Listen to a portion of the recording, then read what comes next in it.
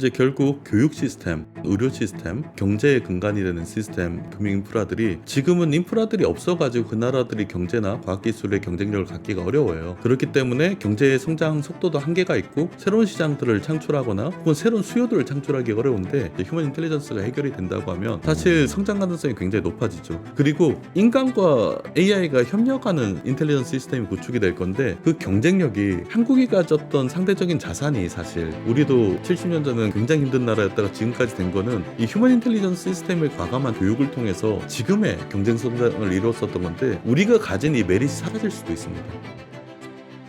예, 퇴근길 라이브 시간입니다. 안녕하세요. 저는 권프로고요. 오늘은 AI가 그리는 미래에 대한 얘기를 해볼 건데 좀 더 구체적이고 좀 손에 잡히는 얘기를 좀 해보려고 합니다. 우리가 그냥 막연하게 상상하는 그런 게 아니라 진짜 글로벌 탑 티어 레벨에 있는 플레이어들과 직접 얘기를 하면서 그 밑그림을 실질적으로 그려가는 과정. 물론 미래는 알 수 없는 거겠지만 결국은 사람이 만드는 거 아니겠습니까? 그러면은 그 사람들의 얘기를 좀 들어봐야 되는데 우리가 보도자료에 나와 있는 화려한 그런 얘기가 아니라 정말 실질적으로 사회를 바꾸는 이야기를 좀 나눠보려고 합니다. 더불어민주당의 차지호 의원님 모셨습니다. 안녕하십니까? 네, 반갑습니다. 예. 먼저 의원님 프로필을 제가 잠깐 좀 읊어드리면 동아대학교 의대를 졸업한 뒤에 통일부 하나원에서 공정보건 일을 하셨어요. 네. 국경 없는 이사회에서 난민 지원을 하셨고 네. 전공은 옥스퍼드 대학교에서 난민학 석사를 받으셨고 네. 존스 홉킨스에서 국제 보건 박사를 취득하신 어찌 보면은 그 되게 멋있는 의사 선생님 같은 느낌인데 그렇죠. 네. 최근에 왜 그 AI와 관련해서 글로벌 플레이어들을 만나고 다니시는 겁니까? 제가 글로벌 플레이어를 만난 건 사실 최근이 아닙니다. 이제 한 8년 정도 전부터 제가 그때 이제 글로벌 크라이시스 관련해서 이제 영국의 매체스 대학에서 이제 교수를 하고 뭐 그때쯤이었는데 이제 글로벌 위기를 하다 보니까 결국에 전 세계의 위기가 어떻게 발생하고 왜 영소가 되냐라고 봤더니 우리가 인공지능 아티피셜 인텔리전스잖아요. 근데 휴먼 인텔리전스 시스템이 무너져 있기 때문에 그렇더라고요. 그래서 우리가 가진 모든 문명, 모든 사회 시스템, 산업과 경제의 토대는 결국 인간 지능에 바탕한 시스템이기 때문에 교육이 안정적으로 만들어질 수 없는 혹은 과학기술이 안정적으로 형성되지 않는 국가들은 그걸 치고 나갈 수가 없습니다. 그래서 가난한 나라도 계속 가난하고 우리가 뭐 아프리카에 있는 국가들은 동남아시아 국가들에 비해서 상대적으로 우위를 만들고 과학기술 우위, 산업경쟁 우위를 만들 수 있었던 거는 한국의 지속적인 교육에 대한 투자로 우리는 양질의 휴먼 인텔리전스 시스템이 구축돼 있기 때문에 그렇죠. 근데 이게 무너져 있는 데는 방법이 없었다가 한 7, 8년 전에 우리가 알파고가 나오기 시작했잖아요. 그랬을 때 이게 휴먼 인텔리전스에 대한 게 근본적인 갭을 메울 수 있는 게임 체인저라고 생각을 했고 그때는 거의 AI 쪽으로 이렇게 확장해서 생각하는 그룹이 없어요. 시스템 단위에서. 그래서 그 부분으로 연구를 확장해서 했고 그게 뭐 이제 카이스트에서 교수하면서 쭉 이어졌다가 이제 이게 국회로 온 거죠. 그래서 여전히 그때부터 글로벌 플레이어들이랑 이제 협의나 이런 것들은 많이 했었었는데 지금 완전 분위기가 다릅니다. 그때는 그러면 여기서 그 질문을 한번 들어볼게요. 우리가 좀 더 구체적으로 얘기를 해야 되니까 글로벌 플레이어라고 하는 사람들이 그 대명사로 보통 씁니다. 그 얘기는 뭐 대단한 사람이야라고 얘기를 하는 거지 진짜 플레이어가 누구냐라고 한다 그러면은 그게 누굽니까? 일단 지금 제가 봤을 때 전 세계에 아까 처음에 얘기했듯이 큰 규모의 미래 AI 전환들이 있잖아요. 전 지구적 단위에 그 전체 걸 보고 그냥 가장 마이크로한 단위의 정책들까지 좌지우지하려고 하면 전체 생태계에 대한 디자인을 할 수 있는 사람이죠. 생태계가 어떻게 변할지 그걸 할 수 있는 플레이어가 몇 없습니다. 그쵸. 제가 보기에는 중국이 그걸 하고 있고요. 미국에 있는 구글이나 몇 개 빅테크 기업들이 하고 있고 그리고 블랙락 같은 전 세계에 분산 투자를 하는 이제 자산 운용사. 그래서 전 세계 경제가 어떤 시스템으로 전환되는가에 대한 명확한 이해가 있어야지 중장기적인 투자를 할 수 있는 이제 블랙락 같은 기업들, 그러니까 자산운용 회사들 이런 그룹들에서 아마 전체 에코시스템에 대한 이제 전망들을 하고 굉장히 구체적인 안을 가지고 있는 것 같고요. 나머지 그룹들은 조각조각 들고 있는 것 같아요. 그렇죠. 그러니까 우리가 지금 AI를 얘기하면은 뭐 저같이 이제 마이크로 취재를 하는 사람들 입장에서는 왜 TPU가 좋으냐, GPU가 좋으냐라는 기술적인 문제를 얘기하기도 하고, 네. 아니면 모델 얘기를 하고, 아니면 자본시장에선 누가 돈을 벌 것 같으냐 이렇게 얘기를 할 수도 있고, 아니면 어떤 서비스를 통해서 사람들한테 만족도를 줘가지고 돈을 벌 것인가, 이런 정도 수준의 얘기들인 것 같아요. 근데 의원님 말씀하시는 얘기는 그거보다는 진짜 우리 사회가 그러니까 인류가 어떻게 변화해야 될까에 대한 얘기인 것 같아서 네. 그런 고민들은 이제 누가 하는지를 한번 얘기를 들어보고서 그 사람들은 어떻게 생각하고 그려가고 있는지 어떤 맥락으로 좀 흘러왔는지 이렇게 좀 얘기를 좀 여쭤보고 그렇죠. 싶거든요. 이제 얘기를 그럼 크게 갖다가 이제 좀 좁혀서 얘기를 하면 좋을 것 같고요. 예, 그래서 쉽게 생각할 수 있는 기업은 예를 들어 엔비디아 같은 기업을 생각을 해보시면 예, 이제 전 세계 AI 전환의 근간이 된 인프라에 칩을 공급을 하는 데잖아요. 예, 그럼 엔비디아 같은 데는 이제 개별적으로 어떤 나라가 그 GPU 수요가 높고 뭐 지금 어떤 구조로 이걸 공급해야 되고 이런 내용들보다 전 세계 AI 전환 과정에 따라서 칩 수요가 일단 어떻게 바뀔지에 대한 예측이 필요하고 예. 그 칩 수요 변화가 이제 아시아권에 그러니까 예를 들어 미국 서부 쪽에 GPU가 폭발적으로 니즈가 있었다가 이게 아시아나 유럽권에서 어떻게 시장이 형성될지 예. 그리고 AI 전환들이 결국 글로벌 노스라고 부르는 선진국뿐만이 아니고 글로벌 사우스 국가들 안에서 AI 전환들이 어떻게 이루어지는가에 대한 판단이 정교하게 연차별로 돼야지 생산 계획들이나 경쟁 계획들을 맞아요. 세울 수 있잖아요. 예. 이것과 마찬가지인 곳이 예를 들어 블랙록 같은 데는 이제 최근에 그 다 최근이에요. AI 관련해서는 글로벌 AI 인프라스트럭처 파트너십이라는 걸 구축을 했어요. 거기에 멤버들이 컨소시엄을 구축한 게 엔비디아, 예. 마이크로소프트 그리고 뭐 테막색 같은 오. 이제 그 싱가포르 국부 펀드, 투자청. 예, 그리고 뭐 이제 아부다비 투자청이나 뭐 이런 한쪽에는 투자할 수 있는 자본을 모을 수 있는 그룹, 하나는 이제 칩을 공급할 수 있는 그룹, 하나는 뭐 마이크로소프트 같은 빅테크 사용처, 그리고 그 수많은 이제 재생에너지 관련된 에너지 공급할 수 있는 그룹들까지 해서 일단 어쨌든 전 세계 글로벌 AI 인프라스트럭처 파트너십 같은 걸 구성을 했어요. 그래서 이 블랙락 같은 데도 마찬가지죠. 결국에 그 요새는 좀 늘었더라고요. 일경 한 9천조 정도 그 자산을 운영하는데 예, 예. 전 세계 경 9천조. 부단 투자를 하고 있습니다. 그래서 AI 쪽의 투자는 당연히 엔비디아 같은 시야를 갖고 전망을 하고 움직여야 되고요.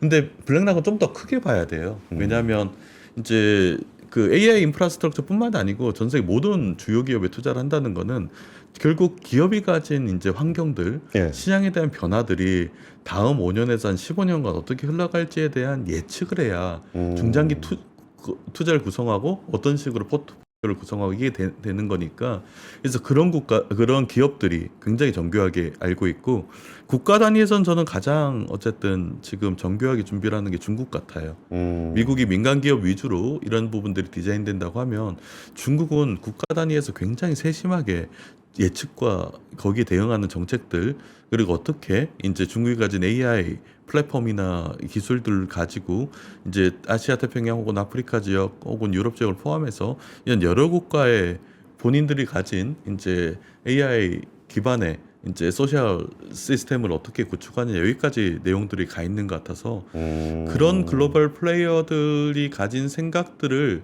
사실 저희도 같은 수준 혹은 반발짝 앞서서 생각을 해야지 이 전환기 때 한국이 살아남을 수 있을 것 같습니다. 근데 말씀 들으면서 좀 인상적이었던 게 사실 AI가 뭐 전 세계적으로 화두가 되고 있다고는 하지만 진짜 GPU를 사서 AI를 실제로 연구를 하는 나라는 별로 없거든요. 그러니까 엔비디아 아까 뭐 칩 수요를 예상한다고 말씀을 해주셨는데 우리나라가 26만 장 산다 그랬을 때 갑자기 그거 사면 3이 된다는 거 아니에요. 그리고 아랍에미리트 같이 돈 많은 나라들도 GPU 한 장도 못 사다가 이제 5만 장 좀 산다 그러는 거고. 그럼 엔비디아의 지금 성장은 그냥 미국 정도에서 팔았던 거를 얘기하는 거고, 그러면 전 세계적으로 AI가 어떻게 확산이 될 것인가에 대한 얘기를 엔비디아 입장에서 할 수밖에 없는 거잖아요. 그렇죠. 그리고 그 블랙록 같은 경우는 엔비디아는 엔비디아만 잘 되면 되는데 블랙록은 엔비디아가 안 되면 그러니까 잘 되면 꺼져가는 산업까지도 자기 포트폴리오가 있단 말이죠. 그러니까 그 변화 자체에 대한 인지도가 좀 필요할 것 같은데, 그랬을 때 제가 일단 우리가 제일 궁금한 것 중에 하나는 일단 뭐 의원님이 그 뭐 그동안 쌓아오셨던 국제 네트워크가 있으니까 그런 빅 플레이어들하고 이제 같은 테이블에 앉아 계실 수 있는 거긴 하지만 의원님이 또 이제 한국 사람이 아니면 굳이 또 안 껴줬을 수도 있잖아요. 그러면 그런 빅 플레이어들 사이에서 우리가 뭐 AI 모델이 뛰어난 것도 아니고 그렇다고 해서 우리가 뭐 엔비디아처럼 칩을 잘 만드는 것도 아니고 네. 아니면은 미국이나 뭐 오일머니처럼 뭐 투자 자금이 많은 것도 아니고 그럼 뭐 HBM 정도 납품하고 있는 건데 왜 의원님을 그 자리에 껴줍니까? 아하, 그렇죠. 일단은 이게 나눠서 생각을 해야 될 것 같아요. 그리고 그 조금 뭐 냉정한 얘기지만 한국의 위치에 대해서 객관적으로 봐야 됩니다. 예. 예, 왜냐면 저 아까 소개해 주셨던 옛날에 의사였잖아요. 예, 예. 그 임상을 안 한 지 꽤 됐었는데 의사들이 제일 먼저 하는 게 진단을 객관적으로 하는 거예요. 내가 이 그쵸. 환자를 얼마나 사랑하든 사랑하지 않든 진단이 굉장히 객관적으로 되지 않으면 처방이나 치료 계획들이 안 나옵니다. 그렇죠. 그래서 저도 한국에 들어와서 이제 가장 먼저 했던 게 한국의 현실에 대한 현 상황에 대한 진단이었고 사실 암울했습니다. 그쵸. 굉장히 암울했어요. 예를 들어서 24년 작년 기준으로 그 미국 대비 AI 투자 금액이 한 90분의 1밖에 안 됐어요. 꽤 되는군요. 그러니까 꽤 되는데 90분의 1이고 우리 알다시피 AI 산업이 글로벌하게 경쟁이 되기 위해서는 세 가지가 필요하잖아요. 하나는 자본, 예. 두 번째는 데이터, 세 번째는 기술. 예. 그런데 방금 얘기했듯이 자본 같은 경우에 미국이 90분의 1, 중국 같은 경우에도 수십분의 1밖에 안 되고 데이터 같은 경우 한국이 데이터 강국처럼 보여지지만 아키텍처 잘 구성해서 예. 우린 5,200만 명의 데이터에 우리는 갇혀 대부분 있어요. 한글 데이터죠. 네, 그리고 갇혀 있고 그 다른 하나는 그렇게 되면 중국은 14억 인구고 그리고 개인정보보호법에 훨씬 더 느슨한 14억 인구고 구글 같은 민간 회사들은 수십억의 데이터들을 이미 확보해서 움직이는데 그러면 수십 배의 자본 차이, 수십 배의 데이터 차이 그리고 이거는 기술이란 건 여기에 비례를 할 수밖에 없잖아요. 예. 예. 그러면 이거는 저는 그렇게 예를 많이 드는데 딱 그 순간 미국이나 중국은 초격차로 저기 앞서 있는데 게다가 그 두 국가는 페라리 타고 도망가고 우리는 그렇죠. 자전거 타고 쫓아가는 느낌이었어요. 근데 뭐 주변에 자전거도 없는 친구들이 훨씬 많긴 합니다만. 근데 뭐가 의미가 있어요? 디지털 그쵸. 경제잖아. 디지털 경제란 산업에서 3등은 선거 3등이랑 똑같아요. 국회의원 입장에서는 아주 등골이 오싹한 얘긴데요. 아무 의미가 없습니다. 미래조차 없는 거잖아요. 2등이면은 다음 출마라도 해보지. 없어요. 예. 3등이라고 하는 건 의미조차 없고 경쟁 자체가 안 되고 왜냐면 국경 없이 이 서비스를 공급을 하니까 예. 그리고 한국 안에서 어떤 인텔리전스 모델들이 만들어졌을 때 가장 좋은 걸 쓰지 우리가 강요한다고 그거보다 성능이 떨어지는 걸 쓸 수가 없잖아요. 예. 그래서 이 부분이 사실 객관적인 평가였어요. 근데 저만 이렇게 평가를 하냐? 그 글로벌 플레이어들 예. 이거는 네이밍을 딱 집으면 이상하니까 예. 글로벌 플레이어들이 이렇게 딱 얘기를 해요. 우리가 한국에 왜 투자해야 되는지 거꾸로 물어봐요. 예. 이 방금 얘기했던 격차들이나 이런 부분 얘기하면서 한국의 AI에 잠재력이 있냐고 왜 투자를 해야 되냐? 투자로 운영하거나 이런 사람들은 당연히 이제 돈을 벌어야 되잖아요. 투자를 했을 때 안정적인 네, 수익이 네. 나야 되는데 왜 한국에 해야 되냐라고 했을 때 그러니까 IR 좀 해보라는 얘기잖아요. 근데 거기에 대해서 대답하는 수 있는 사람들이 별로 없었던 것 같고 두 번째는 그게 대답을 한 사람이 있었으면 이미 한국에 투자들이 많이 이루어졌을 거예요. 근데 작년까지 투자가 거의 없었죠. 예. 전혀 매력적인 성장력 있는 시장이 아니었고 3등이라고 한다 해도 다른 3등이랑 비슷하다 혹은 우리가 3등 중에 제일 큰 형이다 의미 없습니다. 그렇죠. 예. 그 1, 2등과 이 정도로 격차가 나는 3등은 의미가 없고 우리가 스스로 위안을 할 때가 아니에요. 그러면 이게 희망이 없느냐라고 얘기를 하면 희망이 있죠. 왜냐하면 AI 전환은 지금이 초기고 지금 하고 있는 AI 경쟁과 향후 한 5년 사이에 일어날 세컨드 웨이브 안에서의 AI 경쟁은 다른 산업의 경쟁일 거예요. 그랬을 때 우리가 엔비디아는 이제 그들이 했던 것처럼 엔비디아는 또 우연히 맞았던 것 같기도 한데 시대를 조금 더 앞서서 몇 년이라도 앞서가지고 산업들을 예측하고 거기에 집중적으로 몇 년간 투자를 한다고 하면 사실 그 다음 라운드에서는 우리가 주요 국가로 성장을 할 수 있죠. 그래서 거기에 초점을 맞췄습니다. 그러면은 그걸 한번 나눠서 한번 얘기를 해봐 주세요. 지금의 글로벌 경쟁은 뭐고 네. 5년 후의 경쟁은 어떤 그림으로 그려질 것 같다. 그럴게요. 지금은 제대로 수익을 내고 있는 데가 있을까요? 없죠. 없죠. 엔비디아 정도죠. 엔비디아는 뭐 칩 하는 하니까 거니까. 이 유행에 들어가 가지고 그 칩을 이게 팔아내는 거고 예, 예. 또 하나는 그 뭐라고 해야 되지? 그 다른 산업들, 다른 AI 산업들 같은 경우는 지금은 이 여기에 대한 시장에 대한 전망을 파는 것 같아요.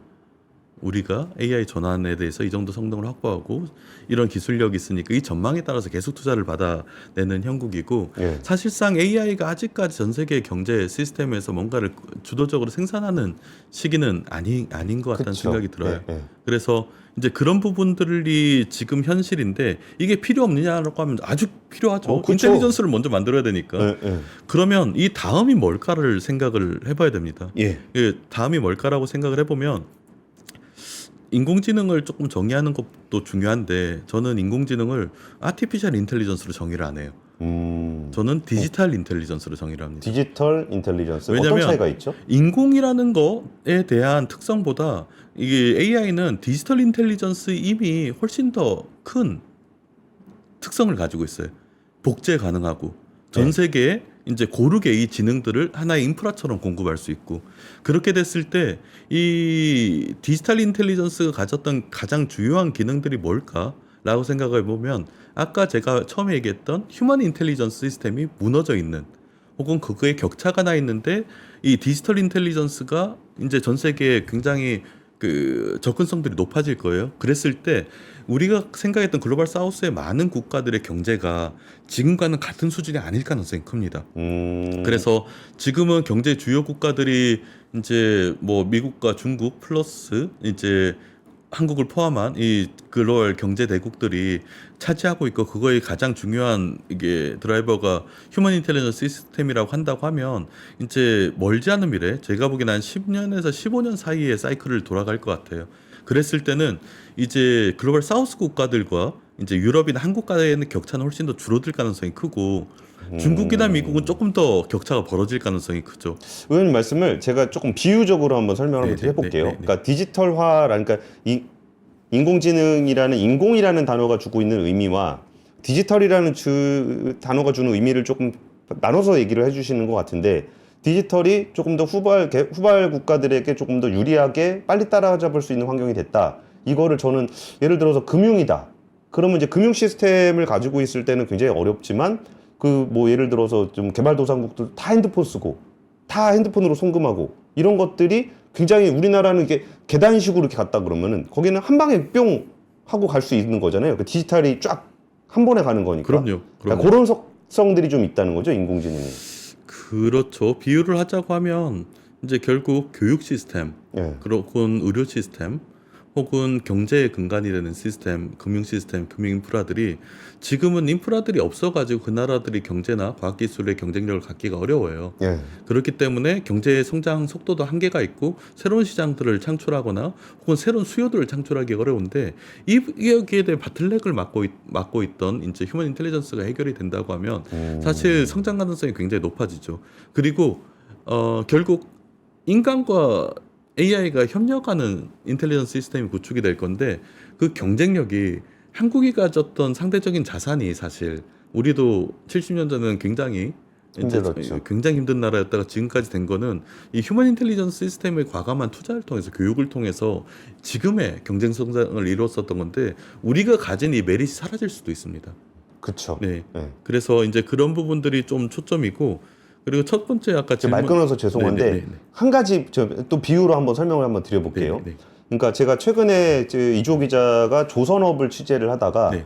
예전에 용접을 가르치는 게 너무 어려웠다는 거예요. 네네. 그래갖고 외국인 노동자들이든지 오면은 비숙련 하는 사람들은 도저히 따라갈 수가 없었다는 거예요.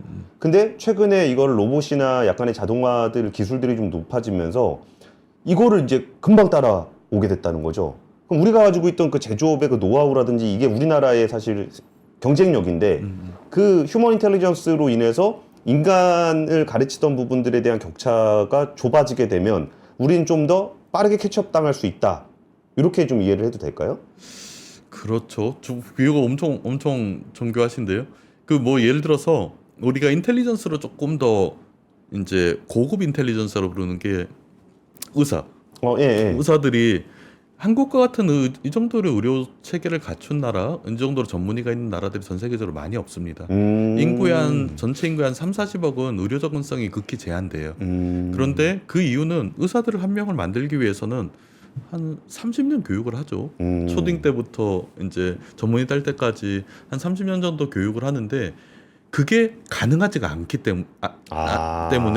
근데 지금은 뭐 예를 들어서 그 전문의가 없을 때는 일반 의사가 없을 때는 뭐 간호사가 없을 때는 이제 커뮤니티 헬스 워커 이런 그룹들이 있었을 때 이 그룹과 AI가 협력을 할 때 이제 일반 의사들이 그 전문의가 없는 의사들이 AI를 협력을 하면 전문의에 준한 이제 진료를 할 수 있게 되고 간호사와 AI가 결합되면 의사에 준한 진단력을 가지게 되고 커뮤니티 헬스 워커가 AI를 협력해도 의사에 준한 이제 진단력을 가지게 예를 될 들어 거예요. 암 진단을 한다. 암 진단을 근데 하거나 영상 아니면 비전으로 AI를 해가지고 예전에는 진짜 수십 년 짬밥에 그 명의만 잡아낼 수 있었던 것도 일반 의사들도 어느 정도 데이터를 기반으로 해서 그럼 구체적으로 얘기해 볼게요. 제가 네. 선진국에서는 실명의 가장 큰 원인이 실명, 눈, 당뇨예요. 당뇨. 당뇨병성 망막병증인데 네.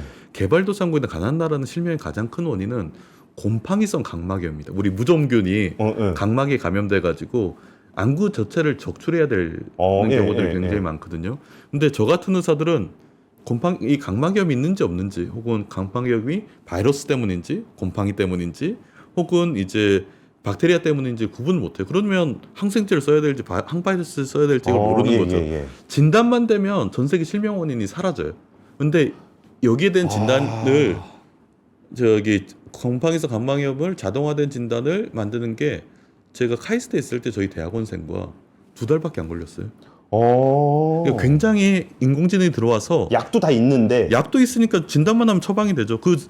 그 수많은 수백만의 사람들이 실명을 하게 된 원인 자체가 AI 기술 시대에는 저희가 그냥 대학원생이라 둘이서 2달 만에 해결할 수 있는 게 돼버린다고 하면 이건 사실 엄청난 거죠. 그게 안 되면 거의 30년 동안 교육받은 의사가 전 세계적으로 쫙 있어야 되는 건데 안과사는 없어요.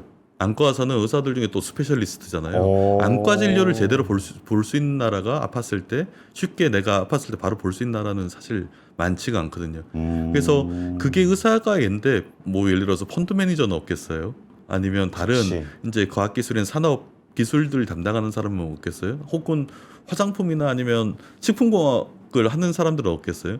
의사가 이런 정도 지능이 만들어진다고 하면 나머지들도 다 만들어질 수 있고 그럼 우리가 가진 산업 경쟁력 혹은 과학기술 경쟁력의 패턴들이 많이 바뀌게 되는 거죠. 무시무시한 전환의 시대로 가고 있습니다.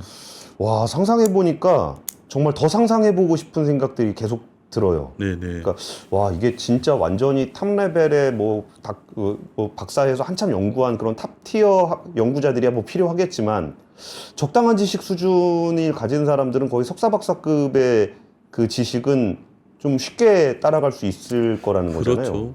저도 사실 공부를 많이 한 사람이잖아요. 네. 뭐 박사까지 하고 뭐 카이스트 교수하고 이러면 휴먼 인텔리전스 중에서는 공부를 가장 많이 한 축에 속한데 네. 제가 AI를 쓰면서 제가 AI보다 똑똑하다는 생각을 한 적이 그렇게 최근 들어서는 극히 없습니다. 저보다는 훨씬 더 똑똑해요. 그리고 우리 인구의 평균 정도 되는 지능이라고 생각을 해도 세상의 모든 지식에 다 있는 살아온 70억 인구 중에 한 명도 없잖아요. 그러면 AI는 사실 이제 그 사람과 경쟁은 안 될 거예요. AI와 사람은 경쟁이 안 되고 아마 두 가지 지능 체계가 경쟁하게 될 것 같은데 저는 이제 커넥티드 인텔리전스라고 부르는 AI가 사람과 협력해서 만든 인텔리전스 모델 그리고 뭐 AGI나 우리 AS가이든 뭐든 기업이 AI를 단독으로 고용하거나 구독을 해서 사람 없이 뭔가를 생산하는 이 두 가지가 경쟁하게 될 것 같고 결국에 AI가 독자적으로 움직이건 아니면 사람들과 같이 해서 움직이건 이런 부분들에 대해서 그 만들어진 생산성의 차이는 지금의 휴먼 인텔리전스 시스템이 만들어 놓은 차이 혹은 불평등을 확연히 패턴들을 바꿔놓을 겁니다. 이게 바로 경제의 문제고 한국 기업의 생존의 문제고 어떤 산업들이 앞으로 앞서갈 수 있을지 뒤쳐져 갈 수 있을지 사실 이게 이만큼 주식에 장기적인 영향을 주는 게 어디 있겠어요. 그렇죠. 근데 지금 말씀 들어보니까 AI 기술이 나왔어 일자리를 없애 뭐 이런 정도 문제가 아니라 인간이 해왔던 경제 활동 전체가 바뀌는 패턴들이 바뀌는 거죠. 그러면 차이, 이제- 예. 차이 우리는 저는 이제 저같이 글로벌 위기를 했던 사람들은 휴먼 인텔리전스 시스템의 불평등 이렇게 얘기를 하는데 사실 경제나 산업 쪽에서 보면 그 휴먼 인텔리전스 시스템이 가진 경쟁력이잖아요. 예, 예. 우리가 인재를 확보하려고 하고 기업들에서 이렇게 뭐 뭔가를 막 만들고 좋은 사람들로 그 임원들이나 직원들을 채용하려고 하는 거는 결국 그 나은 인텔리전스를 이용하고자 하는 건데 그쵸. 이 차이가 없어진다고 생각해 보세요. 그래서 상상이 잘 안 가요. 어떤 말씀하시는지는 알겠는데 와 그럼 세상이 어떻게 변하는 거지? 다른 구체적인 예를 들어볼게요. 예, 예. 그 우리가 경제만큼 전 세계 주요 경쟁이나 주요 이제 그 시스템에 영향을 주는 게 안보 문제잖아요. 안보. 예. 전 세계 글로벌 경쟁 그 전쟁 혹은 글로벌 패권 경쟁하면 경제와 이 안보 문제 두 가지의 패권 경쟁인데 예, 예. 이 문제는 어떻게 달라질까? 그것도 한 10년에서 15년 사이에 그것도 말씀 듣고 생각해 보니까 전쟁이라는 것도 일종의 훈련된 군사라든지 이런 것들이 필요하고 뭐 레이더 장비 뭐 이런 것들 다 필요한 건데 장비를 운용할 수 있는 사람도 이렇게 필요하게 되고 네. 이게 인텔리전스화 되게 되면은 사람보다 훨씬 전쟁을 잘하게 되겠죠. 그래서 이제 AI 무기라고 하면 사람들이 이제 뭐 드론이라든지 아니면 뭐 이렇게 바퀴 달린 애가 총 가지고 이게 가는 이제 로봇형을 생각을 해요. 뭐 피지컬 AI처럼. 근데 그거보다 더 사실 먼저 왔던 거는 이게 전쟁 시뮬레이션입니다. 그렇죠. 바둑이 그렇잖아요.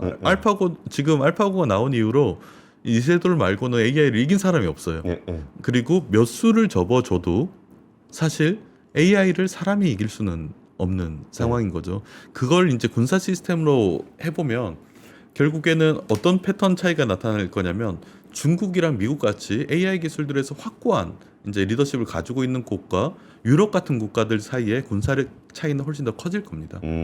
그게 한 축이고 나머지 한 축은 유럽과 같은 국가들과 이제 아시아 태평양 지역의 국가들 혹은 아프리카 쪽 일부 국가들이 가진 군사력의 차이는 이전보단 줄어들 거예요. 그리고 더 중요한 차이는 이제 스테이트 액터랑 논 스테이트 얘기하는데 국가 단위가 전쟁을 할 수 있는 국가와 예. 테러리스트라든지 반군이라든지 비국가 액터들 아. 사이에 이 그 군사력 차이가 줄어들게 될 거예요. 그래서 구체적으로 얘기하면 생화학 무기를 예전에는 아프리카에 있는 반군들이나 그쵸. 테러리스트 그룹들이 만들기가 어려웠어요. 예. 과학 기술들이 안 돼서. 근데 그 뭐 생화학 무기도 카이스트의 바이오메디컬 사이언스 하는 교수들 몇 명이랑 랩 대학원생 뭐 몇십 명 딱 잡아서 딱 가두면 만들 수 있거든요. 과학 기술력이 있기 때문에. 근데 지금은 그런 넌스테이트 액터들이 혹은 북한 같은 나라들이 대량 살상 무기를 충분히 만들 수 있는 시기들을 접어들었어요. 그러면 지금은 글로벌 불평등 혹은 특정 국가들이 넌스테이트들을 핍박하거나 우리가 힘의 차이로 눌러버릴 수가 있는데 예. 지금은 앞으로는 군사력 차이가 줄어든다고 하면 우리가 가진 시큐리티 위험 때문에 그럴 수 있는 시대가 안 되게 됩니다. 아, 그러네요. 예, 전 세계 안보 질서가 크게 재편될 가능성이 커요. 그러니까 말씀 들어보니까 이제 전쟁이라는 게 꼭 미사일이 얼마나 파괴력이 있느냐 이거의 게임도 있었을 거고 네네. 옛날엔 군함이 얼마나 크냐 이런 게임도 있었을 건데 그거를 한층 더 넘어서 전략적으로 무기가 얼마나 필요하고 어디를 공격해야 되고 얘가 이렇게 나오면 내가 어떻게 전략을 짜야 되고 이런 것들이 다 AI화 돼가지고 진짜 탑 프론티어의 애들의 패권은 어마어마하게 강해질 거고 잔잔하게 뭐 미사일 좀 큰 거 하나 좀 갖고 있었던 애들 같은 경우는 미사일 없었던 애들도 야 그거 GPT에 물어보니까 이렇게 만들면 된대. 그래서 만들어버리는 일. 그럼 거기에 이제 지금은 국가 단위의 전쟁을 생각하겠지만 이제 국가 단위까지 갈 필요도 없이 특정한 목적을 가진 누군가가 일정한 자본과 기술 그리고 AI가 접목되게 되면은 이걸 굉장히 빠르게 캐치업해오는 그런 세상에 안보는 어떻게 할까? 근데 이런 생각들은 누가 하고 그런 얘기들은 누가 나누는 거예요? 그러니까 이게 참 쉽지가 않습니다. 어... 그 AI라는 시스템 변화를 그리고 우리가 경제 문제를 봐도 저는 이런 부분이랑 다 연계해서 봐야 된다고 생각을 해요. 예. 왜냐하면 우리가 경제에 미친 영향들이 뭐 안보 문제부터 이제 그 인재의 문제, 뭐 여러 가지 그 국가들 간의 경쟁력 문제, 시장들이 어떻게 형성되는지, 노동력들은 어떻게 이제 있는지, 그리고 거기에 대한 수요들은 어떻게 바뀌는지 모든 것들 다 고려해서 우리가 경제 예측을 하잖아요. 예, 예. 근데 그 요소에 들어가는 모든 부분들이 바뀐다고 생각을 해보면 당연히 우리가 경제라는 한 가지 주제 혹은 뭐 내가 어디에 투자할까라는 한 가지 주제를 중장기로 생각을 한다면 그 주제에는 이런 고민들이 다 묻어나야 되는 거죠. 근데 그러면은 5년 후에 그러니까 5년 후의 시나리오를 대충 계속 좀 설명을 주셨는데 근데 왜 한국이었습니까? 제가 그런 글로벌 플레이어를 만나면서 처음에 들었던 피드백은 예. 왜 투자하냐? 너희 지금 이제 지난 정부까지 이렇게 해왔던 게 투자가 그 시스템이 안 잡혀 있었으니까 어떻게 하냐 그랬을 때 저는 어떻게 설득을 했냐면 우리 다 전환 게 아니냐. 우리는 이런 포트폴리오가 있다라고 얘기를 했었어요. 그리고 우리가 가진 포트폴리오는 이제 몇 가지 요소들이 만들어져 그게 이제 블랙락카의 MOU 안에 담겨 있어요. 예. 하나는 한국의 우리의 국내 내수 AI 산업에 대한 수요는 높지가 않다는 거 지금 알고 있다. 매력적이지 않다는 거 알고 있다. 그래서 블랙락 같은 데서 하이퍼스케일 AI 데이터 센터 혹은 AI 데이터 센터를 투자하기에 적절하지 않은 곳이라고 알고 있다. 하지만 한국은 국내 수요를 타깃으로 하지 않는다. 아시아 태평양 지역에 수요 변화가 있을 때 그리고 선진국뿐만이 아니고 중저소득 국가들이 수요 변화가 있을 때 이 수요를 잡는 이제 플랫폼 역할을 하고자 한다. 그게 아시아 태평양 AI 허브 역할을 하고자 한다. 그게 한 축에 있었고요. 두 번째는 그러니까 한국의 데이터 센터 만들어 가지고 서비스를 아시아 지역에다 공급하는 그렇죠. 수도. 아시아 예. 태평양 지역, 아시아 태평양 지역의 기업들 여기에 대해서 어느 정도 전적으로 오픈은 아니더라도 선택적으로 오픈되는 이제 데이터 센터를 생각을 했었고 또 다른 하나는 블랙락에 똑같이 물어봤죠. 그러면 너희는 왜 미국의 서부 말고 나머지 쪽에 어떻게 확장하고 어떻게 시장이 변화를 할 거냐고 생각을 하냐라고 얘기했을 때 적어도 블랙락 쪽에서는 아니 뭐 블랙락이라고 하면 안 되겠다. 그 글로벌 이제 플레이어들. 자산 플레이어들은 아시아 지역과 적어도 유럽 지역에는 이 전환들에 대한 축이 분산될 거라고 생각을 하는 것 같아요. 미국 서부 쪽에서 대부분의 GPU 인프라스트럭처에 대한 수요를 가지고 있었다고 하면 적어도 이게 아시아 지역과 유럽 지역으로 확산될 거라고 생각을 해서 그렇게 했을 때 제가 던졌던 질문은 이거죠.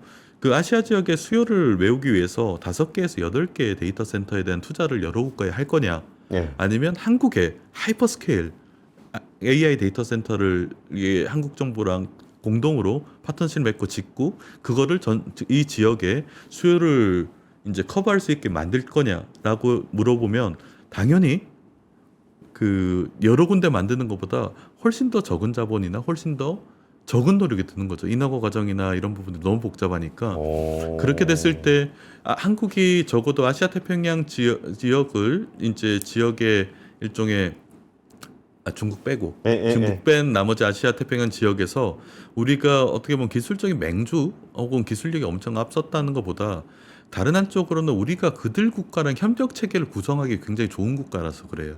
그렇죠. 그게 궁금합니다. 일본이 아니고 왜 한국일까?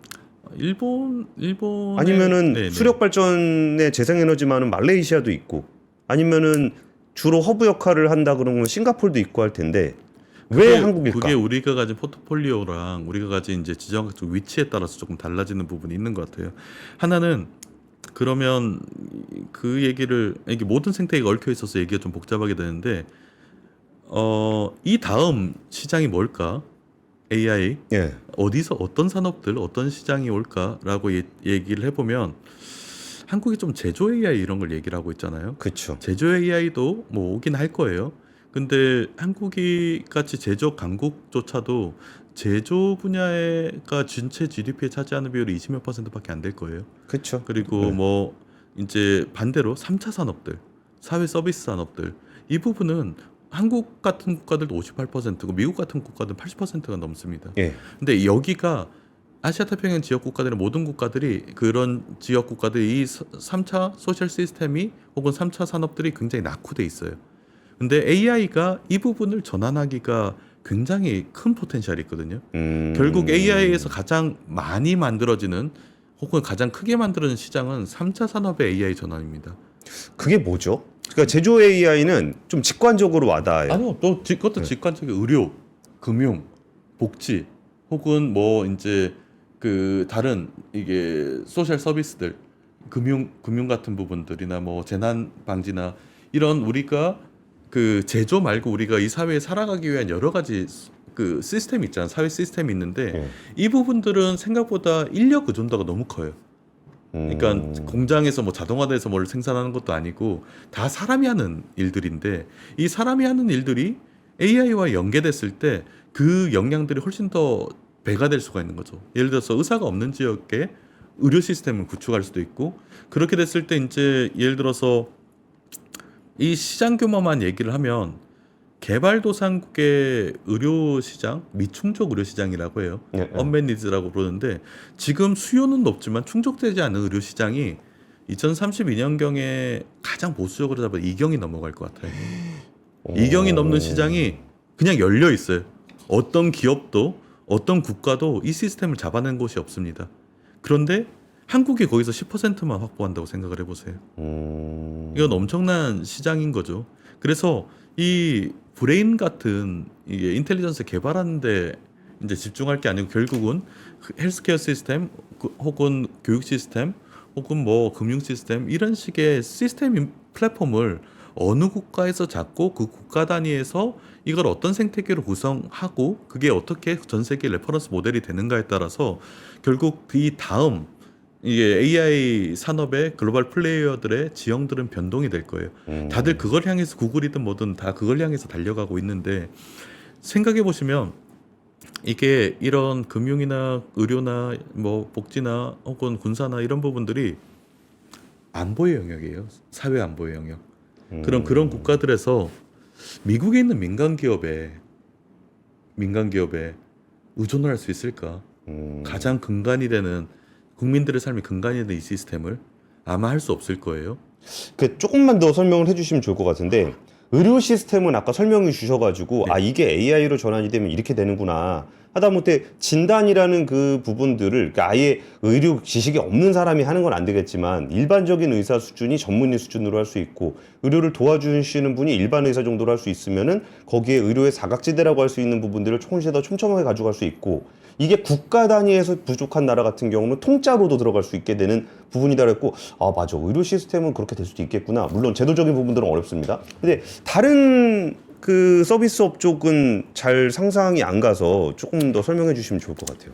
그렇게요. 저희가 이런 부분들의 시스템 설계를 사실 언제 주도했냐면 우리가 지금 계엄 1주년이잖아요. 네, 네. 계엄이 일어나고 낮에는 저희 집회하고 밤에는 이런 시스템을 전 짜왔었어요. 그래서 그렇게 만들어진 게 AI 기본사회라는 저희 정책 지금 대통령께서 G20에서도 얘기하고 이제 에이펙 때도 얘기하고 이랬던 그 글로벌 AI 기본사회라는 이제 비전과 전략이 있습니다. 그게 뭐냐면 한쪽으로는 사회 시스템에 대한 전환이에요. AI 기술들을 가지고 그 아까 말씀드린 의료나 금융이나 이제 복지나 여러 영역에서 써서 국민들의 기본적인 삶을 만들어주겠다고 하는 건데 이게 사회에 대한 어떻게 보면 근본적인 비전이자 굉장히 시장 중심적인 산업 중심적인 전략입니다. 예를 들어서 보면 아까 의료는 설명을 했으니까 예. 의료 같은 경우는 뭐 국내에서는 이렇게 복지는 어때요? 복지는 어떻게 그게 되는지 복지 모르겠어요. 같은 경우 예. 복지에는 예를 들어서 우리가 소득, 주거 혹은 관리비 내고 이러는 거 혹은 임상 내가 얼마나 아프고 이런 데이터들이 만약에 통합이 된다고 생각을 해보세요. 그러면 무엇을 할 수 있냐면 우리는 위기 가구들, 복지 위기 가구들의 예측을 이렇게 조기 예측을 할 수가 있습니다. 그래서 적어도 이 가구가 위기에 빠지기 전에 복지 차원에서 위기에 빠지기 몇 주 전에서 몇 달 전에 이 가구가 이 위기를 빠질 가능성들을 확률들을 예측할 수가 있어요. AI가 그거에 뛰어나죠. 그럼 이걸 예측한다고 하면 예를 들어서 복지 관련된 이게 프로그램들이 뭐 크게 보면 100여 종이 있고 세분해서 보면 600여 종이 있습니다.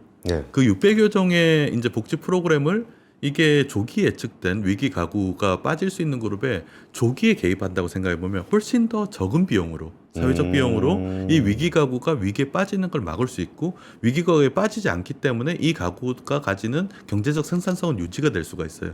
그럼 한쪽으로는 복지 재원을 굉장히 아낄 수 있고 다른 한쪽으로는 이제 이 가구들이 이제 특정 경제 빈곤층 이하로 떨어지는 걸 미리 막을 수 있기 때문에 기본적인 생산성이 유지가 될 수 있는 거죠. 그런 부분들 그리고 제가 한번 예로 들어보겠습니다. 네네. 아까 600여 종의 복지 제도가 있다라고 말씀을 주셨던 이유가 사람마다 상황이 다 달라요. 네네. 그래가지고 그 사람한테 맞는 제도를 만들다 보니까 네. 계속 제도가 늘어나는 거야. 네. 그러면 이거를 신청을 하거나 그 상황에 처한 사람 입장에서는 내가 무슨 제도에 어떻게 적용을 해야 되는지가 너무 어려워져.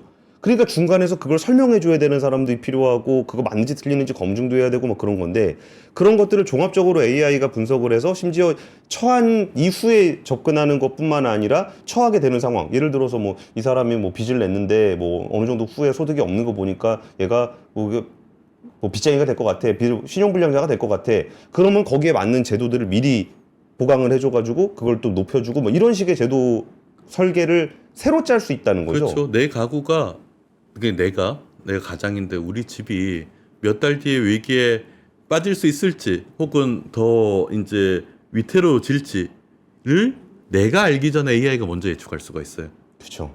그렇게 된다고 하면 이제 그런 식의 복지 프로그램을 통해서 나의 가정이 위기에 빠지지 않게 미리 지원을 효율적으로 받을 수 있으면 일단 그 시스템이 내 가정의 경제 시스템이 무너지기 전에 그 시스템을 유지할 수 있는 거죠. 다른 예가 아마 조금 더 명확할 수 있을 것 같은데 우리 예전에 저희 대통령께서 예전에 기본 대출 이런 거 얘기하셨었거든요. 네. 엄청나게 반발이 컸죠. 어떻게 그렇죠. 기본 대출을 하냐. 예. 그 시장 논리 완전히 어긋난다. 얘기를 하고 공적 자본도 너무 많이 들어간다. 기본 대출에 그거는 전 국민 모두가 일정 정도의 기본적인 대출을 받을 수 있는 권리가 있다. 이렇게 접근을 했었는데 근데 이게 AI 시대는 굉장히 시장 논리로 이게 가능해집니다. 예를 들어서 저희가 FDSS라고 부르는 게 있어요. Financial Decision Supporting System이라고 부르는 컨셉을 이제 구상을 했었었는데 그거는 뭐 예를 들어서 저희 아버님 같은 저희 집의 어르신은 저 어르신이고 하니까 대출이 잘 안 될 거 아니에요. 네. 그리고 대출에도 굉장히 이율이 높을 거 아니에요. 네. 근데 이제 프로님이나 아니면 또 다른 어떤 펀드 매니저나 조금 한참 일을 하시는 분들, 전문 지식 가지고 일하시는 분들은 대출 가능성도 훨씬 더 높고 이율도 낮아요. 네. 그건 단순합니다. 은행 입장에서 대출을 해줬을 때 리스크가 네. 어느 정도인지를 평가를 하고 이제 그 리스크가 높으면 대출 안 해주거나 아니면 이율을 높게 받고 네. 아니면 적게 받고 이러는 거죠. 근데 여기에 AI가 결합됐다고 생각해 보세요. 저희 아버님 같은 어르신과 혹은 40대 펀드 매니저가 투자를 할 때 AI랑 결합해서 하면 이 두 그룹이 만든 투자 리스크가 예전에는 뭐 엄청 크게 차이 났다가 지금은 그 차이를 굉장히 확연히 줄여버립니다. 그러면 은행 입장에서 실제 대출해줬을 때 AI랑 같이 포트폴리오를 구성해서 대출해줬을 때 실제 회수율에서 차이가 많이 나지 않을 수도 있어요. 그러면 우리가 생각하는 기본적인 대출들이나 아니면 소상공인들이 하는 투자들 이런 부분에 대한 리스크가 전체 국가의 리스크가 줄어든다고 하면 이건 경제적인 선순환을 만들 수 있는 굉장히 좋은 드라이버가 되죠. 그리고 우리가 경제가나 어떤 고도의 생산성이 만들어졌을 때 이게 대공황 상태로 안 빠지려면 AI가 만든 생산성에 맞게 소비 수요가 높아질 수밖에 않으면 안 되거든요. 근데 그런 부분들을 만들 수 있는 여러 가지 장치들이 필요하고 그게 이제 저희가 생각하는 AI 기본 사회에 만들어지는 기본 금융이라든지 기본 의료, 뭐 기본 복지 이런 부분들이 그런 축을 담당하게 되는 거죠. 되게 이상적이긴 한 것 같습니다. 그게 사실 지금도 뭐 중금리 대출이니 뭐 이런 것들을 통해서 뭔가 이 사람의 신용평가에 그 공백이 있다면 그 부분들을 어떻게든 찾아내서 금리를 좀 더 낮춰주겠다라는 시도는 계속적으로 있어 왔으나 결국은 높은 부실률로 인해서 좀 실패를 해왔던 것인데 이 부분들을 AI로 극복을 할 수 있다 그러면 이거를 좀 더 낮은 금리로 할 수 있겠다라는 얘기는 좀 저도 기대는 됩니다. 근데 저희가 이제 한 13분 정도 남았는데 지금 말씀드렸던 얘기들의 어떤 그 대체적인 흐름은 어떤 거였냐면 우리가 이렇게 되게 그 AI로 어떤 사회가 변할 건데 네. 그 변하는 것에 대한 시나리오들을 이렇게 쓰고서 그러면 이 부분에서 우리는 어떤 식의 정책과 어떤 식의 투자를 해야 돼라는 그림을 그려가는 거. 아까 진단이 먼저 제대로 돼야 그 다음에 뭔가 해법이 나온다고 말씀을 주셨잖아요. 근데 지금 사실 제가 드는 느낌은 AI 정책이라는 것이 단기적인 그런 그 가시적인 성과를 중심으로 움직이는 것 같긴 해요. 예를 들어서 반도체를 조금 더 좋은 걸 만들었으면 좋겠어. 좀 더 큰 데이터 센터를 만들었으면 좋겠어. 좀 당장 누군가에게 돈을 벌 수 있는 서비스를 만들었으면 좋겠어. 이런 것들이 주로 되고 뭐 젠슨왕에서 26만 지 준대요. 그럼 심지어 그거는 그 다음도 아니라 야 26만 장이 생겼으니까 우리는 이제 하드웨어 정도의 반도체가 있어 정도에 우리는 지금 환호하고 있는 상황이거든요. 그러면은 지금 일련의 그 AI 관련한 정책이라든지 아니면 기업들의 투자 방향이라든지 이런 부분들은 좀 어떻게 보시나요? 그러니까 저도 그게 참 안타까워요. 지금 경쟁이 워낙 치열하니까 예. 지금의 어떻게 보면 기본기를 확보하는데 온 힘을 다하고 있는데 하나는 AI가 만드는 전환들의 특성을 봐야 됩니다. 속도의 속도.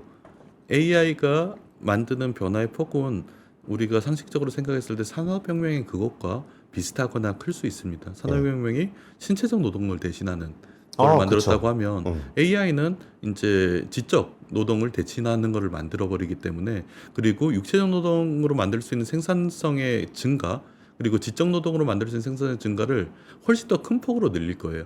그리고 우리가 지금 체계가 잡힌 자본주의라든지 이런 부분들이 다 산업혁명의 높아진 생산성과 함께 만들어지지 않았습니까? 예. 그래서 결국 AI가 만드는 변화들은 산업혁명에 준하거나 더 높은 이제 변화를 만들 건데 문제는 속도입니다. 산업혁명이 한 80년에 걸쳐서 이루어졌다고 하면 그 AI 혁명은 그 산업혁명은 15년 정도 첫 번째 웨이브가 지나가는데 15년 정도 걸릴 것 같아요. 그럼 15년 내에 만에 이 전체 시스템이 기술로 인해서 전환된다는 우리가 가진 현재 노동 시스템, 경제 시스템, 산업 시스템이 버틸 수 있는 구조가 아닙니다. 그쵸. 네. 예, 그러면 감가상각도 안 끝날 것 그럼 같은데요. 우리는 한쪽으로는 그런 변화에 그 버틸 수 있는 경제와 노동과 복지 이런 시스템, 사회 시스템을 구축을 해야 되고 다른 한쪽은 적어도 다음 15년에 대해서 트렌드가 어떤 식으로 산업 시스템에 대한 트렌드가 어떻게 바뀔지를 예측을 해야 돼요. 이미 몇 개월 단위로 변화들이 일어나고 있는데 제가 이제 요약을 하면 지금 앞으로 만들어질 가장 큰 산업 동력은 3차 서비스 시장입니다. 그리고 그걸 다른 말로 하면 사회 시스템에 대한 전환이에요. 사회 시스템과 3차 산업의 시스템 전환이 오고 여기에 그럼 어떤 기업들이 강점을 갖게 되냐 어떤 기업들이 어떤 국가들이 여기 강점을 갖게 되냐라고 했을 때 하나는 한국에 이제 예를 들어서 네이버나 카카오가 가진 큰 역량은 AI가 아니라고 생각을 해요. AI는 기술적으로 많이 뒤처졌지만 이 두 개 혹은 몇 개 한국에 있는 기업들은 적어도 국가 단위에서 이제 플랫폼을 구성해서 운영해 본 경험들 시장, 서비스 시장 혹은 국가 단위 소셜 시스템의 전환에서 가장 주요한 기업들은 이제 네이버나 카카오나 이런 기업들 같이 한 국가 단위의 시스템 설계를 해본 기업들이 굉장히 좋은데 이런 기업들이 전 세계적으로 굉장히 드물어요. 그쵸. 굉장히 대부분 드물어요. 미국 플랫폼들 쓰니까. 그리고 예. 뭐 구체적인 예 좋아하시면 지금 자동차 산업으로 비유를 하자고 하면 예. 국산 엔진 만든다고 너무 올인돼 있는 것 같아요. 그런데 뭐 미국이나 중국은 이미 훨씬 더 앞서 있는 엔진을 만들고 있는데 결국은 미국이든 중국이든 한국이든 다른 나라든 완성차 업체가 없습니다. 우리는 완성차 업체를 만든 곳이 없었으면 엔진을 만드는 생각을 함과 동시에 완성차 업체를 어떻게 먼저 만들어낼까에 대한 전략이 만들어져야 되고 그걸 넘는 사고라는 뭐 중국 같은 거는 완성차를 가지고 물류 시스템을 어떻게 할지 전체 교통 시스템을 어떻게 디자인할지 이런 부분에 대해서 고민을 하고 있어요. 예. 그렇기 때문에 결국 우리가 이 전환 과정에서 생존하거나 앞서가기 위해서는 예측적 거버넌스가 굉장히 중요합니다. 근데 그게 많은 국가들, 한국을 포함해서 국가에서 기능이 빠져 있는 부분이에요. 그래서 저희 같은 경우는 결국 지금 시장뿐만이 아니고 적어도 다음 3년에서 5년 사이에 올 시장, 왜냐하면 다음 5년이 다음 15년의 사회의 원형을 만드는 게 다음 5년이기 때문에 여기에 대한 구축을 하고 그 다음 이제 10년을 준비하는 이런 형태의 전략으로 나가야 되는 것 같고 블랙락도 마찬가지. 블랙락도 AI 데이터 센터를 하이브스케일로 만든다는 거는 적어도 한 15년은 투자를 할 거 아니에요. 그렇죠. AI 전환에 대한 첫 번째 사이클이 지나가는 완결되는 시점까지를 보고 움직입니다. 그런 곳이나 아니면 중국 같은 곳들 다 이 전환기의 글로벌 패권을 가지기 위해서 온 힘을 다하고 있을 때 한국이 정책적으로 가장 중요한 의기를 가지고 온 경제인들이 요새 AI 얘기를 하는데 저는 눈 감고 뛰는 것 같아요. 그러면 우리가 시간이 별로 없으니까 샛눈이라도 좀 뜨고 뭐 우리가 지금 해야 되는 일에 대해서 꼭 이게 전반적인 걸 포괄하지 않으셔도 좋습니다. 네. 그러니까 이런 것들을 생각하면서 지금부터 이 일을 해야 된다라는 거를 예시로 하나 들어주시면 어떤 게 있을까요? 하나는 글로벌 협력 체계를 구축을 해야 되고요. 우리가 블랙락 같은 거는 글로벌 자본에 대한 파트너십을 맺었기 때문에 한국에서 수요나 아니면 성장 가능성이 있는 만큼 자본이 들어올 거예요. 있는 만큼. 예. 그래서 그 부분은 저희가 가장 급하게 생각했던 부분인데 다행히 파트너십이 만들어졌고, 다른 하나는 아시아 태평양 지역이라 혹은 다른 국가들과 파트너십을 구성을 해야 됩니다. 그래서 이 국가들과 공동으로 이제 투자를 하고 공동으로 AI 기반의 소셜 시스템을 개발을 하고 공동으로 사용을 해서 한국이 5,200만 명의 디지털 인구가 아닌 뭐 적어도 10억의 디지털 인구를 확보한 상태로 움직여야 되는 게 하나고요. 두 번째는 이런 식의 전환들을 만들어내는과 동시에 우리 리스크에 굉장히 대비를 빨리 해야 됩니다. 가장 큰 리스크는 대량 실업이에요. 특히 청년의 실업들, 고용노동부 같은 데서 가장 먼저 해야 될 거는 일단 이재명 정부 5년 안에 만들어진 실업, 대량 실업의 가능성과 실업의 패턴들, 그리고 특히 청년 그룹들의 실업이 어떻게 문제가 될지에 대한 예측을 하고, 그거에 따라서 뭐 AI 전환보험이라든지 혹은 AI 기반의 직업을 위한 업스킬 패키지라든지 여러 가지 정책적인 부분들을 이미 파일럿이 들어갔어야 됩니다. 시범 사업이 이미 들어가야 되는 시점이에요. 그래야지 이걸 넘어가는 와중에 우리가 시스템에 대한 안정성을 확보할 수가 있고, 이 하나는 다른 의료나 교육이나 이런 것들에 대해서 최대한의 이제 사회적 안정망을 AI 기반으로 만전으로 놓고, 다른 한쪽으로 굉장히 격화된 이제 산업 경쟁을 글로벌 단위에서 만들어 놓지 않으면, 이 두 가지 축이 없으면 아마 한국은 뭐 5년에서 15년 사이에 그 선도 국가가 되기가 쉽지가 않을 거예요. 근데 사실 이거 우리나라만의 문제는 아닐 것 같긴 합니다만, 아까 말씀 주셨던 것 중에 사회 시스템을 바꾼다라고 했을 때 이게 그러면 아까 좀 설명 들으면서 좀 무서웠던 게, 그러니까 저의 모든 상황들을 AI가 이거를 데이터로 분석을 해가지고 내가 나중에 힘들어질 거를 AI가 먼저 알고 뭐 이런 얘기를 하셨을 때 굉장히 좀 두렵다는 생각이 좀 들긴 했었는데, 그거에 더 나가서 생각해 보면은 우리나라 정부가 나를 그렇게 하는 것도 불안한데 다른 나라의 시스템이 나를 그렇게 본다라는 건 말도 안 되는 거거든요. 맞아요. 그래가지고 들었던 생각이, 그럼 우리가 이걸 개발해가지고 시스템 좋으니까 우리 거 써라고 다른 나라한테 얘기했을 때 안 받아줄 것 같은 거예요. 그러니까 아까 의원님 말씀대로 이거는 같이 개발을 공동으로 하자. 개발해야 됩니다. 그래야만 그 시스템을 같이 쓸 수 있을 것 같다라는 생각이 이렇게 좀 많은 들긴 합니다. 나라들이, 이게 소버린 AI의 확장된 생각이에요. 소버린 AI가 우리 데이터를 가지고 뭐 우리의 문화에 맞는 걸 만들어내는 거는 이미 사실 철지난 얘기고, 소버린티라고 하면 국민들에 의해서 혹은 국민들을 위해서 혹은 국민들의 소유의 의미가 있는 시스템 거버넌스를 구축을 해야 되는 거고, 그랬을 때 한국을 포함한 많은 국가들이 미국에 있는 민간 기업에 이런 시스템들 3차 산업들을 의존하지 못합니다. 그리고 그렇죠. 중국같이 국가 자체가 많은 국가들에게 아직은 위협이 되고 있는 나라들의 기술들을 받아들이기가 어려워요. 거기서 한국이 가진 시장성들이 나오는 거예요. 한국은 다른 국가들에게 위협적인 국가는, 왜냐하면 굉장히 민주화된 국가고, 예. 우리는 얻은 국가를 식민지로 해본 경험들도 없고, 그렇죠. 한국이란 국가가 많은 이제 아시아 태평양 지역 혹은 다른 국가들과 이제 협력 체계를 구성을 한다고 하면 그 국가들은 굉장히 빠르게 움직일 거예요. 이미 그런 식의 논의들을 해나가고 있고, 그랬을 때 공동으로 우리가 뭔가를 개발할 수 있고 공동으로 우리가 사용할 수 있고 하나의 블럭이 만들어진다고 하면, 미국의 민간 위주의 블럭, 그리고 중국 같은 한 국가의 패권을 가진 AI 블럭, 그리고 조금 더 수평적이고 민주적인 블럭, 이 세 가지 블럭의 축이 이 다음 15년을 좌지우지하지 않을까라는 생각이 듭니다. 의원님, 근데 마지막 질문이긴 한데요. 그러니까 우리 정부가 지금 그 여당에 계시잖아요. 네. 근데 우리 정부가 하고 있는 정책에 대한 내용 중에는 이런 내용들에 대한 얘기는 거의 못 들어봤거든요. 그러니까 뭔가 AI를 해서 밖에다 뭐 좀 팔자, 그런 거에다가 지원해가지고 뭐 반도체 팔자, 뭐 국민성장펀드 만들어서 반도체 공장 짓자, 뭐 AI 데이터 센터 만들어 가지고 사용료 받자 뭐 이런 얘기인 것 같은데 좀 그 부분은 좀 의견이 다르신 겁니까?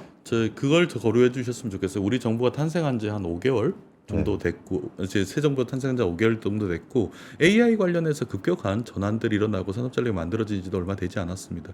여기는 컨센서스가 없어요, 아직. 그러니까 그 각자의 역할에 맡아서 하고 있는 거고, 이제 단기적이고 내수적인 부분에 집중하는 그룹은 잘하는 그룹은 거기에 집중을 해야 되고, 저처럼 조금 글로벌 이제 플레이어들이랑 같이 협의를 하고 조금 더 미래적으로 뭔가를 준비한 사람들은 이런 얘기들을 통해서 굉장히 컨센서스 빌딩을 많이 해야 됩니다. 다행히 이제 이재명 대통령과 이제 리더십들이 글로벌 AI 기본 사회는 우리 AI의 가장 중요한 이제 글로벌 아젠다로 이미 세팅을 했어요. 그랬을 때 이거에서 만들어진 구체적인 내용들, 전략들 여기에 대한 부분은 뭐 저 같은 사람이 빅 퀘스천을 던지고 일종의 이게 맞다라고 발제를 하는 거잖아요. 그런데 저는 이런 논의들이 우리 사회에 폭넓게 일어났으면 좋겠습니다. 이 방송을 듣고 계신 분들 혹은 기업들 혹은 정부 여기서 조금씩 다른 생각들을 가지고 지혜를 모으고 굉장히 탄탄하게 컨센서스 빌딩을 해야 되는 시점이고, 그게 만들어지지 않다고 하면 아마도 또 힘들겠죠. 이게 되는 국가와 되지 않는 국가로 나눠질 것 같아요. 알겠습니다.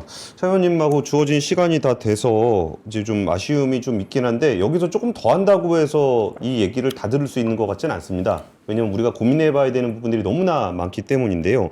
저는 사실 그 AI 기본 사회라 그래가지고 그 챗GPT 사용료 3만 원 그 내줘가지고 이제 아무나 AI를 쓸 수 있는 그런 식의, 뭐 제가 좀 이렇게 너무 좁은 시각으로 생각한 것 같긴 합니다. 뭐 기본소득이라 그래서 몇십만 원씩 나눠주는 것처럼 뭐 챗GPT라고 그래가지고 뭐 이렇게 몇만 원씩 나눠줘갖고 누구나 다 AI 쓸 수 있는 그런 얘기가 아니군요. 아니에요. 그러니까 사회 시스템 전체가 그 AI로 디지털화돼서 그 사회 시스템 안에서 사람이 그전에는 도저히 갈 수 없었던 그 휴먼에 대한 그 인프라 자산들을 뛰어넘어서 캐치업할 수 있는, 모든 사람이 그렇게 할 수 있고 모든 국가가 그렇게 가는 사회를 대비하면서 만들어내는 그런 구상인 것 같아서 그렇죠. 이게 상상의 범위가 되게 넓어진 것 같습니다. 산업혁명은 사람들이 디자인할 수 없었을 거 여러 세대에 걸쳐가지고 혁명들이 일어났기 때문에. 네. 근데 AI는 지금 우리 세대 때 한 세대 때 일어나 버립니다. 그쵸. 그러면 저는 이거는 우리가 어떤 사회를 맞이할지, 어떤 경제 시스템, 어떤 산업 시스템을 가질지 선택할 수 있다고 봐요.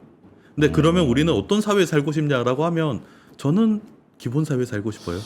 그리고 글로벌한 그 경쟁 안에서 살아남고 이걸 초성장 동력으로 사는 사회로 살고 싶고, 글로벌 영향권도 예전에 19세기, 20세기 유럽이 그랬던 것과 같은 영향력을 한국이 잡기를 원합니다. 가능한 시기인 것 같아요. 알겠습니다. 네. 워낙 넓은 시각에서 다양한 정보와 인사이트가 필요한 분야여가지고 우리 개개인이 그런 생각을 하긴 굉장히 어려우니까 차 의원님이 자주 그분들 만나셔갖고 그분들의 인사이트를 뽑아서 국민적으로 좀 많이 알려주면서 네, 이런 네, 얘기 들으면서 네. 우리가 이런저런 생각을 해보고 이걸 위해서 우리가 뭘 해야 되는지 네. 그런 고민들을 좀 종종 얘기를 해주셨으면 네, 좋겠습니다. 그러겠습니다. 예, 그 더불어민주당의 차지호 의원님과 함께 했습니다. 오늘 생각할 거리가 굉장히 많아지는 시간이었습니다. 감사합니다. 네, 감사합니다. 2026년 준비되셨나요?